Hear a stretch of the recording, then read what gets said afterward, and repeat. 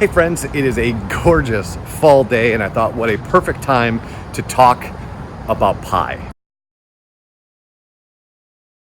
Q4 has officially started, which means upwards of 40% of consumers have already started their holiday shopping since we're before Halloween. And that means if you're thinking about kicking off your holiday shopping campaign, you might already be late, which brings us to pie. So let's think of every single consumer as fitting in this pie. So every single consumer that's on Facebook fits in here, in Instagram and WhatsApp. They all fit inside of this pie. And what happens is in Q4, big business shows up, right? And they take those box stores, Amazon, Target, Walmart, they take a giant bite of the people in the pie. Which leaves this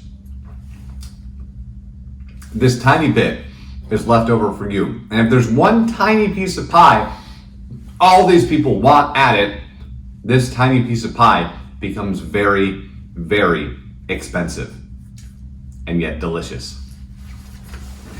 And you're probably thinking, but how expensive is it, Eric? Well, if we look at the data from last year, if you ran an ad in June of 2018 and ran that same ad in November of 2018, it was 43% more expensive in November.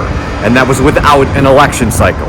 So think what that does. Now, you might have seen the stat that showed that 90% of consumers this holiday season are going to end up in a physical store.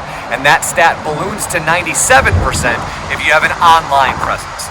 But you lose them if there isn't an experience. So the first thing I would do is make sure the experience in my store matches what you think it should be.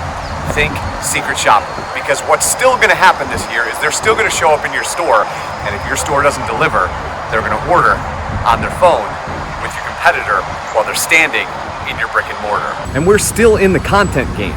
And so start to leverage that content so the consumer bumps into your stuff well before you have to serve them an ad. Facebook has just released a bunch of templates for stories. So if you still don't know what to do in Facebook stories and Instagram stories, they're making it even easier for you. And the last tip I'll give you is treat this holiday season the same way your consumer is treating it. So don't think of just Black Friday. Think of all of November as a month of Black Fridays and treat it like that. And interact with your consumer where they are. They're shopping before you're advertising to them. So invert that. Start advertising, start building content, start doing that stuff right now while they're shopping. The fight is on, friends, and you only have one pie. So it's the middle of October.